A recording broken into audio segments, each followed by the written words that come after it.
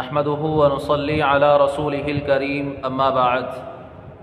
فأعوذ بالله من الشيطان الرجيم بسم الله الرحمن الرحيم وإن تعدوا نعمة الله لا تحصوها صدق الله العظيم۔ معزز سامعین و ناظرین، السلام علیکم ورحمۃ اللہ وبرکاتہ۔ اللہ تبارک و تعالیٰ کی ایک انسان کے اوپر بہت ساری نعمتیں ہیں۔ اتنی زیادہ نعمتیں اللہ رب العزت نے انسان کو مرحمت فرما رکھی ہے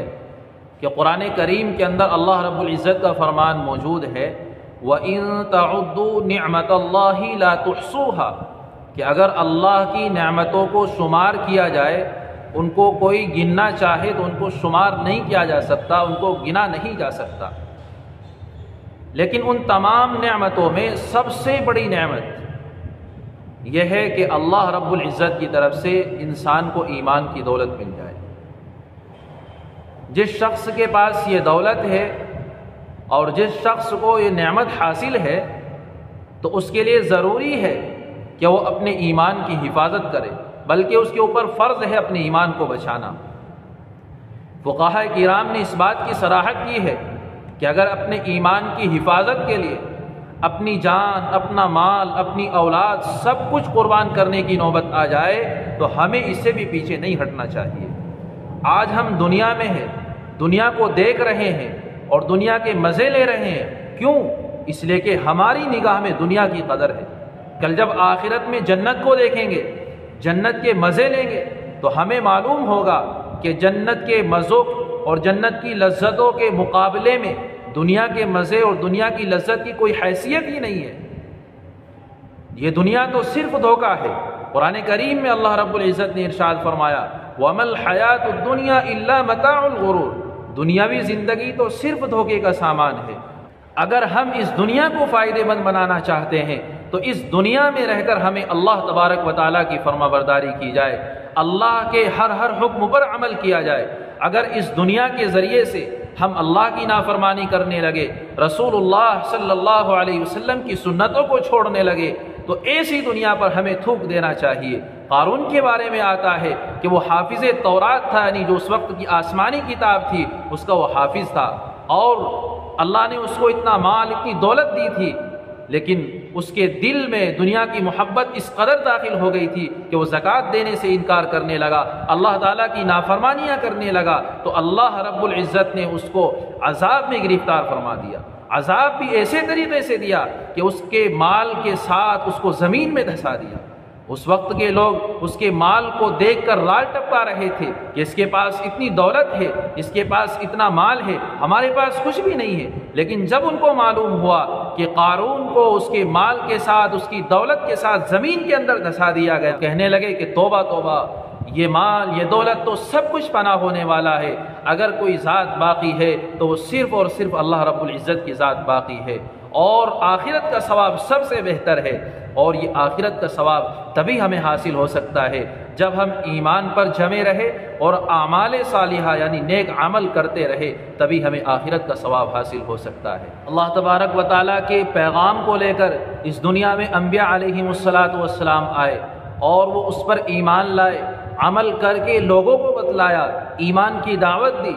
ماننے والوں کو جنت کی خوشخبری سنائی اور نہ ماننے والوں کو جہنم سے ڈرایا۔ اس دنیا میں نبیوں کے ایمان کے علاوہ کسی کے ایمان کے باقی رہنے کی کوئی گارنٹی نہیں ہے، اس کے باوجود بھی انبیاء علیہم السلام نے اپنے ایمان کی فکر کی، اپنے اولاد کی ایمان کی فکر کی، ایمان کے ضائع ہونے سے ڈرنے اور ڈرتے رہنے کی تلقین فرمائی۔ حضرت ابراہیم اور حضرت یعقوب علیہم السلام نے تو اپنی اولاد کو ایمان پر جمے رہنے کی اور ایمان پر مرنے کی وصیت فرمائی۔ وَوَصَّى بِهَا إِبْرَاهِيمُ بَنِيهِ وَيَعْقُوبُ يَا بَنِيَّ إِنَّ اللَّهَ اصْطَفَىٰ لَكُمُ الدِّينَ فَلَا تَمُوتُنَّ إِلَّا وَأَنْتُمْ مُسْلِمُونَ۔ اور اس بات کی حضرت یعقوب اور حضرت ابراہیم علیہ السلام نے وصیت فرمائی کہ اے میرے بیٹو، اللہ نے تمہارے لیے دین کو چنا ہے تو تم ہرگز نہ مرنا مگر اس حالت میں کہ تم مسلمان ہو، یعنی مسلمان ہونے کی حالت میں تمہیں مرنا ہے، اور مرتے دم تک تمہیں مسلمان رہنا ہے۔ یہ حضرت ابراہیم اور حضرت یعقوب علیہ السلام نے اپنے بیٹوں کو وصیت فرمائی، اور حضرت یعقوب علیہ السلام نے تو اپنے بیٹوں سے ایمان پر باقی رہنے کا وعدہ لیا تھا، کیونکہ میں مسلمان ہوں اور زندہ ہوں تو جب تک زندہ رہوں گا اپنے بیٹوں کی نگرانی کرتا رہوں گا، لیکن ایک دن یہ دنیا چھوڑنی ہے، تو جب میں چلا جاؤں گا تو میرے بیٹوں کے ایمان کے باقی رہنے کی کوئی گارنٹی نہیں ہے۔ اس لیے حضرت یعقوب علیہ السلام نے اپنے بیٹوں سے وعدہ لیا، اور جب انہوں نے مسلمان رہنے کا وعدہ فرما لیا تو اس کے بعد حضرت ابراہیم علیہ السلام حضرت یعقوب علیہ السلام کی پریشانی دور۔ ام کنتم شہداء اذ حضر یعقوب الموت اذ قال لبنیہ ما تعبدون من بعدی قالوا نعبد الہک و الہ آبائک ابراہیم و اسماعیل و اسحاق الہا واحدا ونحن له مسلمون۔ کیا تم اس وقت موجود تھے جب حضرت یعقوب علیہ السلام کی موت ہوئی اور انہوں نے اپنے بیٹوں سے کہا کہ اے میرے بیٹو تم میرے بعد کس کی عبادت کرو گے؟ تو انہوں نے کہا قالوا نعبد الہک، کہ ہم تمہارے بعد تمہارے باپ تمہارے دادا حضرت ابراہیم حضرت اسماعیل علیہ السلام کے معبود کی عبادت کریں گے جو ایک معبود ہے، وَنَحْنُ لَهُ مُسْلِمُونَ، اور ہم فرما بردار رہیں گے۔ یہ انہوں نے اپنے بیٹوں سے وعدہ لیا تھا حضرت یعقوب علیہ السلام نے۔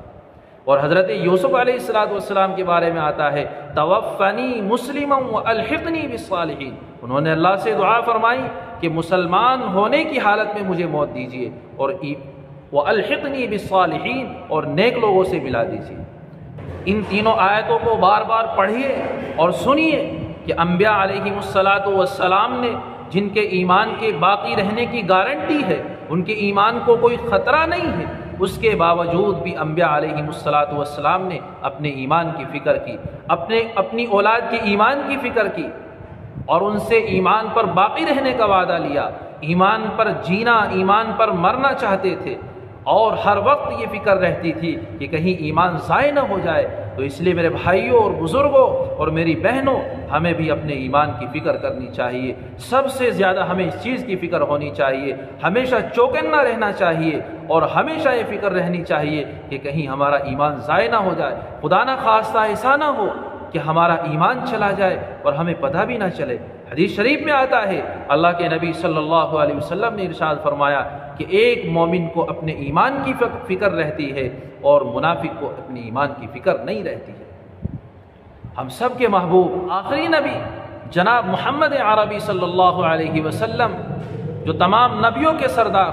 اللہ کی سب سے محبوب شخصیت، وہ بھی اپنے ایمان اور یقین کے لیے اللہ سے دعائیں کیا کرتے تھے، اور کفر و ارتداد سے اللہ کی پناہ چاہتے تھے۔ اللہم اعطنی ایمانا صادقا و یقینا لیس بعدہ کفر، کہ اللہ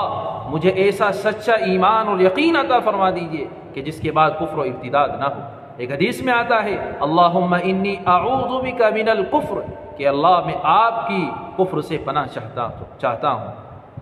انبیاء علیہ السلام نے، اور خاص طور سے آخری نبی جناب محمد عربی صلی اللہ علیہ وسلم نے، جن کی ایمان کی گارنٹی ہے اور جن کے ایمان کو بھی خطرہ نہیں ہے، اس کے باوجود بھی انبیاء علیہ السلام نے اپنے ایمان کی فکر کی، اپنے اولاد کی ایمان کی فکر کی۔ لیکن آج ہم اگر مسلمان ہیں، ایمان والے ہیں، ہمیں یہ معلوم نہیں کہ کل ہم مسلمان بھی رہیں گے یا نہیں، اس کے باوجود بھی ہمیں اپنے ایمان کی کوئی فکر نہیں ہے، اپنی اولاد کی ایمان کی کوئی فکر نہیں ہے۔ میرے بھائیوں اور پیارے بزرگوں اور میری بہنوں،